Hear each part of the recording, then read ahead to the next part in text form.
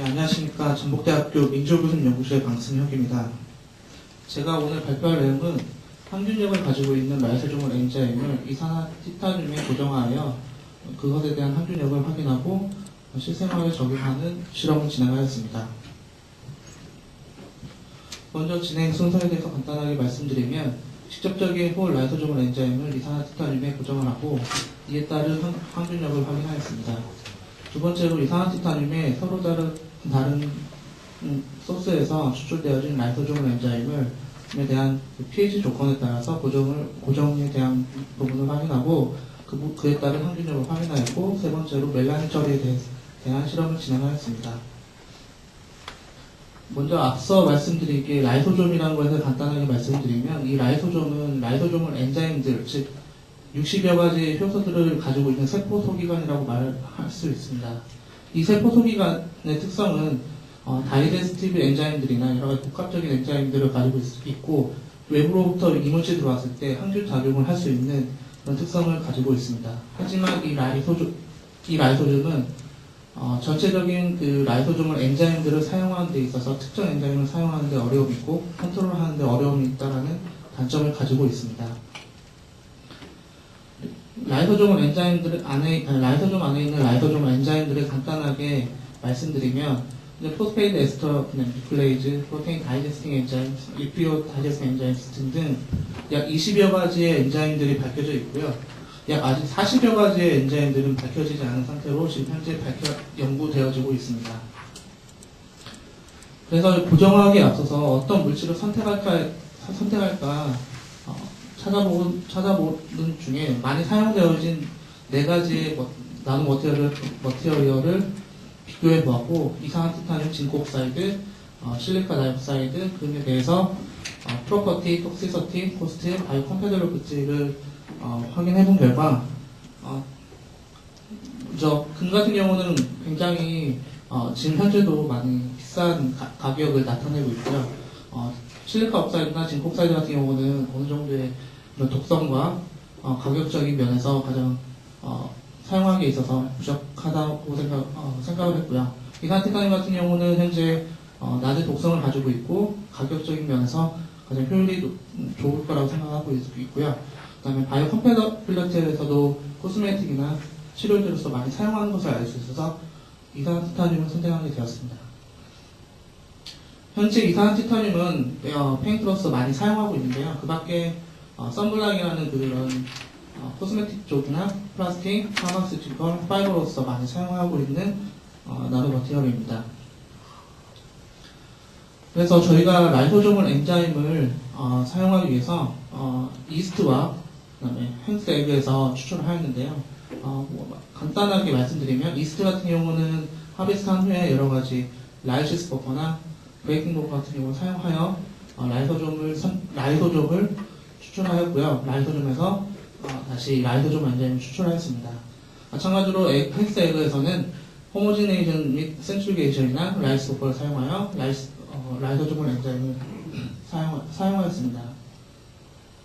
그리고 이모빌리제이션 및 항균력에 대한 항균 실험에 대한 간단하게 말씀드리면, 이산화티타늄과 소듐 포스페이퍼 0.1몰짜리를 사용하여 라이소조멀 엔자임과 믹싱한 후에 반응시키고, 그다음에 센트리퓨게이션을 하여 브래드포드 어세이로 그런 이모빌리제이션 실험을 진행하였고요. 항균력 같은 경우는 이콜라이를 사용하여 11-6승까지 셀 다일루션을 하였고, 거기에 엘비브로스에 스프레딩하여 셀 카운팅으로서 확인을 하였습니다.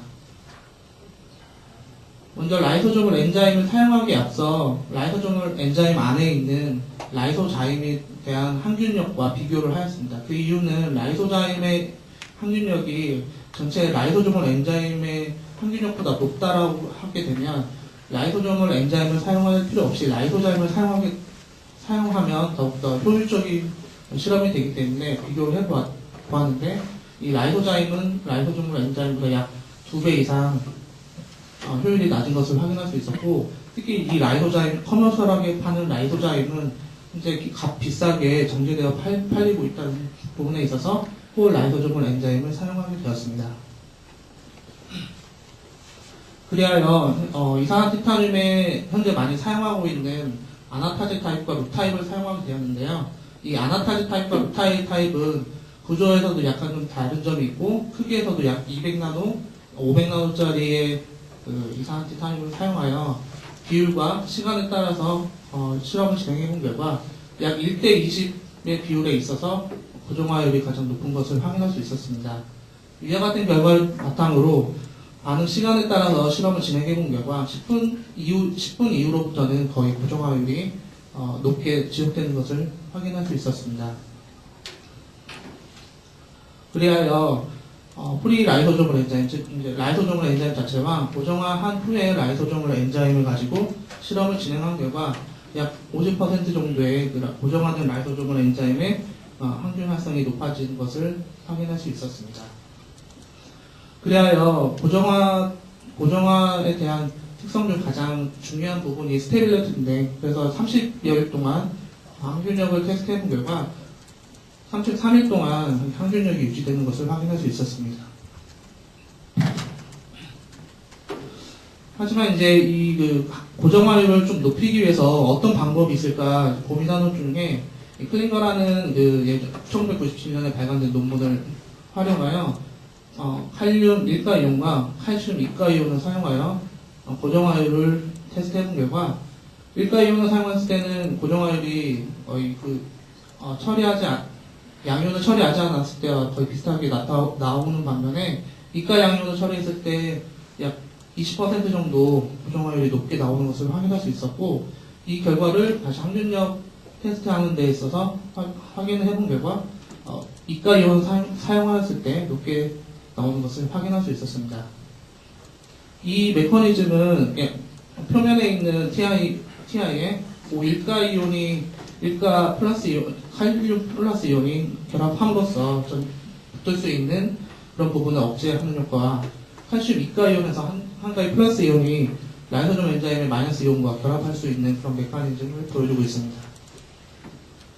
그래서 그 전 단계까지 헨스 에그에서 추출되어진 라이소조멀 엔자임을 가지고 실험을 하였고요. 지금부터는 이스트에서 사카라마이드 세라미드에서 추출한 라이소조멀 엔자임을 가지고 앞에 나왔던 최적화된 조건을 가지고 실험해본 결과 마찬가지로 1대 10, 그 다음에 10분 동안에 고정화율이 높은 것을 확인할 수 있었습니다. 그래서 이 pH 조건에 있어서 헨스 에그와 그다음에 헨스 에그와 이스트의 조건에 있어서 고정화율과 항균력을 비교해 보았는데요. pH 4, pH 6에서 애시드 갈수록 고정화율이 높은 것을 확인할 수 있었고, 항균력에서는 pH 4와 pH 6에서 마찬가지로 높은 것을 확인할 수 있었습니다. 마찬가지로 이스트에서도 pH 4와 6에서 고정화율이 높아지는 것을 확인할 수 있었고요. 항균력도 마찬가지로 pH 4, 6에서 높은 것을 확인할 수 있었습니다. 이는 라이소좀 엔자임 자체가 애시딕 조건에서 항균 활성을 크게 나타내는 것을 사전 저희 연구 논문에 있어서 밝혀진 바 있어서 비교를 할 수 있었습니다. 그래서 이런 고정화된 라이소좀을 가지고 실생활에 적용하고자 하여 멜라닌 처리하는 데 있어서 이용을 해보았는데요. 현재 멜라닌 같은 경우에는 멜라닌 자체를 분해하는 데 있어서 연구되어진 바는 없고요. 멜라닌을 생산하기 위한 티로시네이즈에서 생산되어 멜라닌으로 생산되는 구조 전 단계인 티로시네이즈에서 억제를 함으로써 멜라닌 억제를 하는데 현재 연구가 진행되어 있고요. 그래서 멜라닌 억제 효과를 멜라닌 억제에 대해서 연구 결과가 나와 있습니다. 하지만 저희는 이 연구를 멜라닌이 현재 생겨진 상태에서 멜라닌 자체를 처리하는 효과를 하기 위해서 이 알료인 멜라닌 자체하고요, 알료인 멜라닌 자체에 고정화된 라이소조멀 엔자임을 첨가하여 60일 동안 반응시키는 결과 멜라닌 자체가 약 60% 정도 떨어지는 것을 확인할 수 있었고요. 마찬가지로 그림에서 보시는 바와 같이 투명해지는 것을 확인할 수 있었습니다. 이는 현재 이산화탄륨이 선크림 같은 얼굴에 바름으로써 현재 좀 많이 사용하고 있는데요. 그 결과와 마찬가지로 멜라닌 치료에도 이용할 수 있지 않을까 그런 생각을 하고 있습니다. 앞서 나온 결과를 바탕으로 pH에 따라서 에그파이트와 이스트에서 조건을 하여 실험을 진행해본 결과 마찬가지로 애시딕한 pH 4, 6에서 멜라닌 처리가 가장 큰 것을 알 수 있었고요. 이스트도 마찬가지로 pH 4, 6에서 크게 떨어지는 것을 확인할 수 있었습니다. 간단하게 결론을 말씀드리면 이산화티타늄의 헬스 에그와 이스트에서 보정화대한 최적 조건을 확인할 수 있었고요. 이를 결과 바탕으로 항균력이 유지되는 것을 확인할 수 있었습니다. 특히 고정률과 항균력이 증가를 하기 위해서 이산화티타늄의 포지티브 차지를 결합함으로써 고정화와 항균력이 증가되는 것을 확인할 수 있었고요.